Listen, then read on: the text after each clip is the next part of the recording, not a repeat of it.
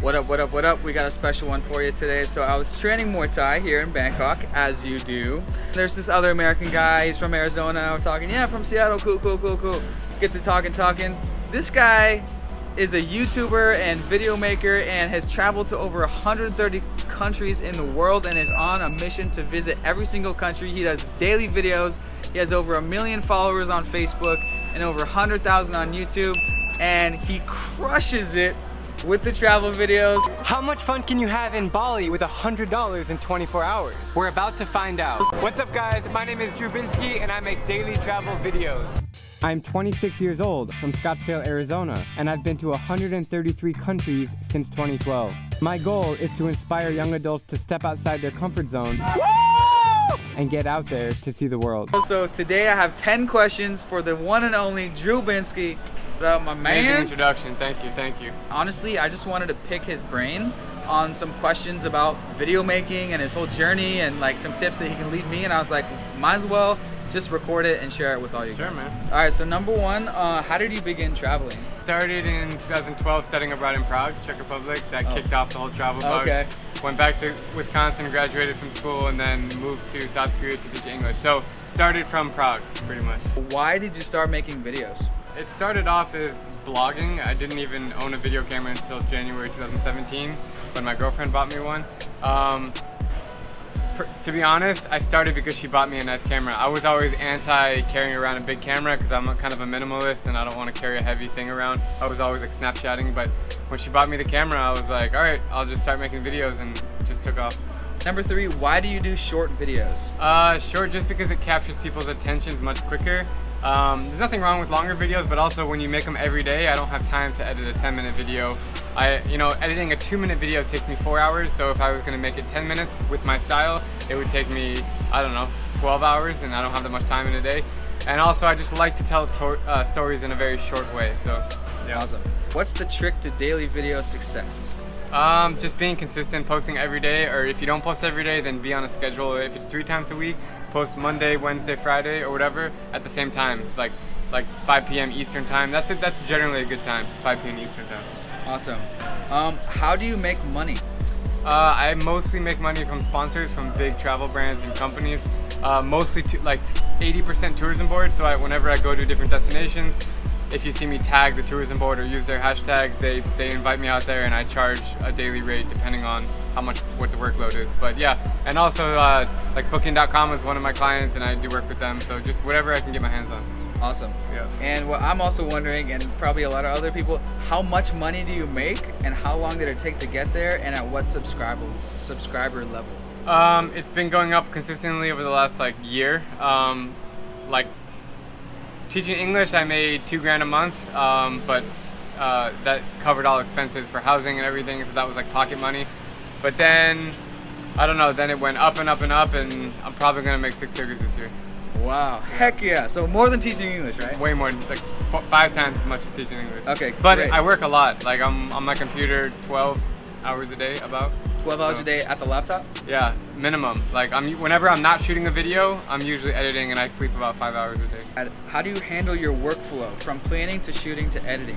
Writing the script the night before, so I have like an idea. I Google a lot, like top 10 things to do in Bangkok, and then if I find something interesting, I'll just go into that like super. Executing, so I'm shooting on the day. I do everything myself. Sometimes my girlfriend will hold the camera. If not her, then I'll do everything. All the interviews I just set down with a tripod like the one you're holding. So yeah, then shooting it usually morning, afternoon, and then I never really shoot in the evening. It's always in daylight. And let's say from 4 p.m. to midnight every day I'm on my computer editing, and also like emails and stuff I usually do in the morning, and then editing is mostly in the evening, and then I post it and upload it in the evening. So wow, every day. Something that you wish you knew or did sooner?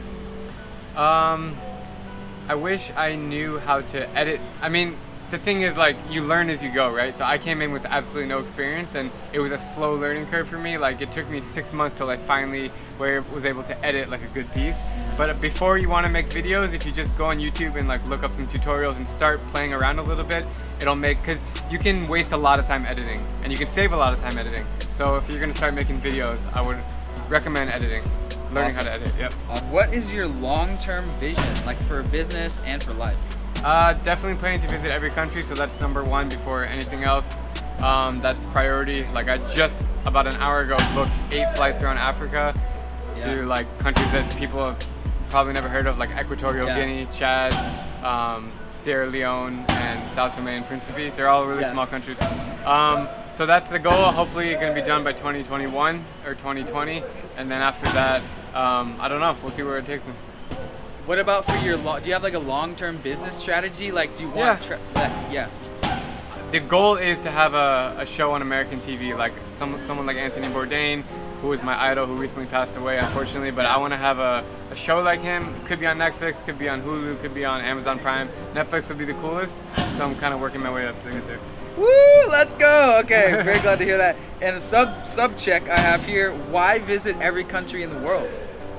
I've always loved geography since I was like 10. I just really wanted to visit all the states, which I have 3 states left in the U.S. But then all of a sudden when I studied abroad, it just like triggered everything. I was like, wow, this is awesome. I was 20 years old in Czech Republic where I could drink legally there, but at home I couldn't drink legally yet. And I was like, man, this is cool. Traveling all over Budapest, Barcelona, and then I was like, okay.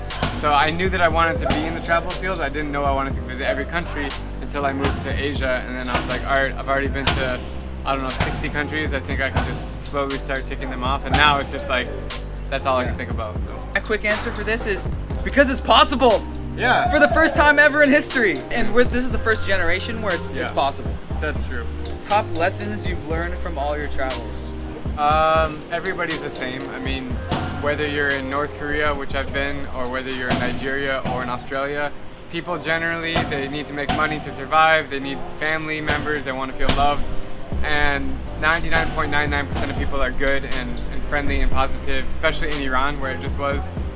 It's really all the media, it drives me crazy that they just talk about negative stuff, because when you're there in person, and you can probably agree with this, it's different than what the media says. So that's the biggest thing I've learned. Yeah, absolutely. And last question, how happy are you after this whole thing has happened? Like now, or how happy are you now, like that your success and your channel blew up, and how happy are you now after this whole thing? It's happened in the last 18 months. Yeah, I don't look at it in that way. I'm just kind of riding the wave, and I always want more. That's the thing. When you get, like, I want to hit 1 million followers on YouTube, and then once I do that, I'm gonna want 2 million. So I never kind of like step back and say like, wow, this is cool. I'm always just like going to the next level. I know it's hard. It's different perspectives. How happy are you in this, like, now that you're? How happy are you in this video life compared to like before? That's a good question. Like teaching English or something? Yeah. I'm really happy with the profession that I've created for myself, and I look forward to it, and there's a lot of self-motivation to do it. I mean, you can't be lazy and, oh, I'll do it tomorrow. I mean, it's like every day, and I don't get sick of it. So to answer your question, I'm happy. Exactly. I'm pretty happy. We're very, very blessed to be able to do something daily that we actually enjoy doing. And he told me he works 12 hours a day, and so I was like, that's not work. You know what I'm saying? He's loving doing that, and that's how. So I was like, damn, this guy must absolutely love what he's doing. Obviously, you can tell by the videos. Anyways, that's 10 questions with the one and only Drew Binsky. Follow him on Facebook, YouTube. He's traveling all around the world, and let's go hit some pads. Let's kick some ass now. Yay! How much fun can you have in Bali with $100 in 24 hours? We're about to find out.